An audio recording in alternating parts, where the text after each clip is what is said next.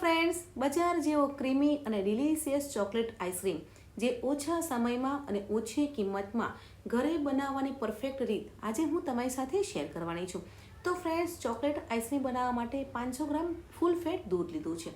દૂધને ગરમ કરવા માટે હેવી કઢાઈ લેવાની છે. હવે દૂધને ધીમા તાપે ગરમ થવા દેવાનું છે.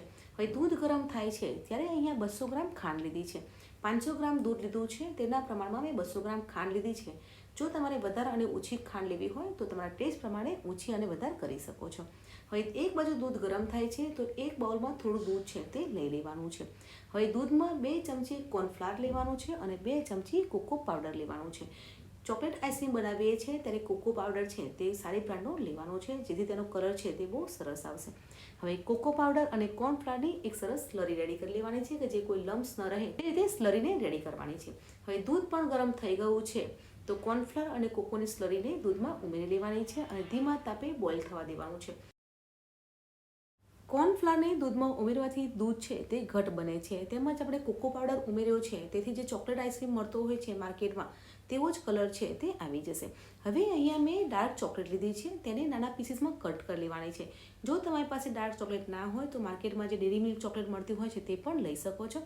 પણ ફ્રેન્ડ્સ, ડાર્ક ચોકલેટ ઉમેરવાથી કલર છે તે બહુ સરસ આવશે. તમે જરૂરથી એકવાર ટ્રાય કરજો અને આઈસ્ક્રીમમાં તમને કઈ ફ્લેવર ગમે છે તે પણ મને કમેન્ટ જરૂર કરજો. તમે જોઈ શકો છો કે ડાર્ક ચોકલેટ દૂધમાં ઉમેરવાથી તેનો કલર છે તે એકદમ ચેન્જ થઈ ગયો છે. જે માર્કેટમાં આઈસ્ક્રીમ મળતો હોય છે તેવો જ કલર આવી ગયો છે. અહીંયા એકદમ ડાર્ક આવી ગયો છે. તો ફ્રેન્ડ્સ, અહીંયા ગેસની ફ્લેમ છે તે ધીમી રાખવાની છે અને કન્ટિન્યુ આ રીતે દૂધને હલાવતા જવાનું છે.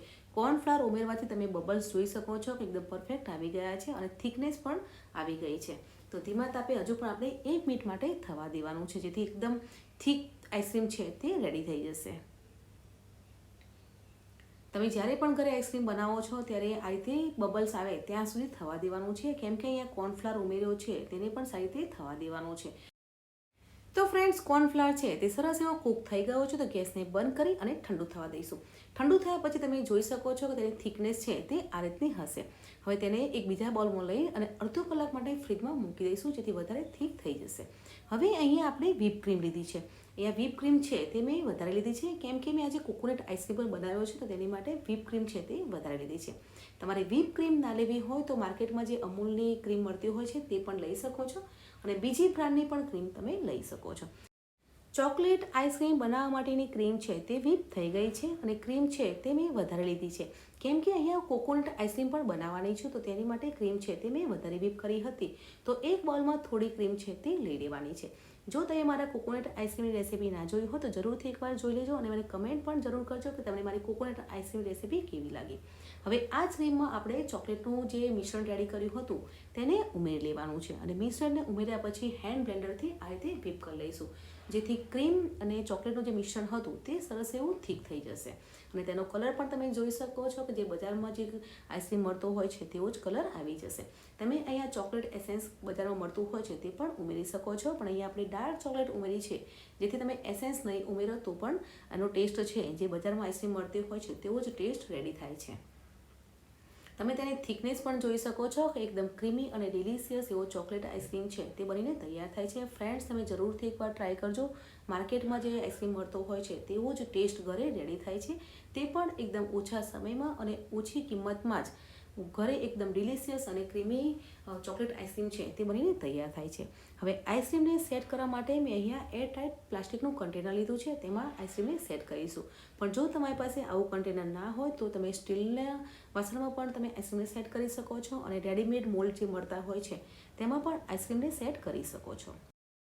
ફ્રેન્ડ્સ, આજે આપણે ચોકલેટ આઈસ્ક્રીમ બનાવીએ છીએ અને ચોકલેટ આઈસ્ક્રીમ હોય અને ઉપરથી ચોકલેટનું ગાર્નિશિંગ ના હોય તો આઈસ્ક્રીમ છે તે અધૂરું છે. તો ચોકલેટ આઈસ્ક્રીમ બનાવીએ છીએ તો તમે ઉપરથી ચોકલેટના પીસીસ પણ લઈ શકો છો પણ અહીંયા ચોકલેટને હું ક્રશ કરી અને આ રીતે ગાર્નિશિંગ કરીશ. તમારે ચોકલેટના પીસીસને પણ આઈસ્ક્રીમની અંદર ઉમેરવા હોય તો પણ અંદર ઉમેરી શકો છો. તો ફ્રેન્ડ્સ, આ રીતે ડાર્ક ચોકલેટને મેં ક્રશ કરી અને ગાર્નિશિંગ કર્યું છે અને ગાર્નિશિંગ કર્યા પછી ઢાંકણને ઢાંકી અને 10 થી 12 કલાક માટે ફ્રીજમાં સેટ થવા મૂકી દેવાનો છે. નહીંતર ઓવરનાઇટ ફ્રીજમાં સેટ થવા માટે આઈસ્ક્રીમને મૂકી દેવાનો છે તો પરફેક્ટ એવો આઈસ્ક્રીમ છે તે સેટ થઈ જશે. ઓવરનાઇટ ફ્રીજમાં સેટ કર્યા પછી તમે જોઈ શકો છો કે ચોકલેટ આઈસ્ક્રીમ છે તે સરસ એવો સેટ થઈ ગયો છે અને બજારમાં જે આઈસ્ક્રીમ મળતો હોય છે તેવો જ આઈસ્ક્રીમ છે તે બનીને તૈયાર થઈ ગયો છે. આઈસ્ક્રીમને એક બાઉલમાં હું નીકાળીને પણ બતાવીશ, તેની થિકનેસ પણ તમને બતાવીશ કે એકદમ ક્રીમી, ડિલિશિયસ અને સોફ્ટ એવો આઈસ્ક્રીમ છે તે બનીને તૈયાર થઈ ગયો છે. ફ્રેન્ડ્સ, તમે જરૂરથી એકવાર ટ્રાય કરજો અને મને કમેન્ટમાં જરૂર બતાવજો કે તમને આજની મારી ચોકલેટ આઈસ્ક્રીમની રેસીપી કેવી લાગી. તો બજારમાં મળતો હોય તેવો એકદમ ક્રીમી અને ડિલિશિયસ એવો ચોકલેટ આઈસ્ક્રીમ જે ઘરે આપણે ઓછા સમયમાં અને ઓછી કિંમતમાં બનાવીને રેડી કર્યો છે. ફ્રેન્ડ્સ, તમે જરૂરથી એકવાર ટ્રાય કરજો. એકદમ ડિલિશિયસ અને ક્રીમી ચોકલેટની આઈસ્ક્રીમની રેસીપી તમને કેવી લાગી કમેન્ટ જરૂર કરજો. અને હા ફ્રેન્ડ્સ, મારી કઈ રેસીપી તમને વધારે ગમે છે તે પણ મને કમેન્ટ કરજો, તો મને પણ આઈડિયા આવે કે મારા વ્યુઅર્સને મારી રેસીપી કઈ ગમે છે. તો આજની મારી ચોકલેટની રેસીપી પણ કેવી લાગી તે પણ જરૂરથી કોમેન્ટ કરજો. ફ્રેન્ડ્સ, વિડીયોને લાઇક કરો, શેર કરો અને ચેનલને સબસ્ક્રાઇબ કરવાનું ભૂલશો નહીં. અને મારી ચેનલ પર નવા આવેલા હો તો પ્લીઝ ચેનલને સબસ્ક્રાઇબ કરજો અને બાજુના બેલ આઇકન પર જરૂર પ્રેસ કરજો, જેથી મારી નવી રેસીપીની નોટિફિકેશન છે તે તમને મળતી રહે. મળીએ છીએ નવી આસાન રેસીપી સાથે. ત્યાં સુધી bye bye, take care, enjoy.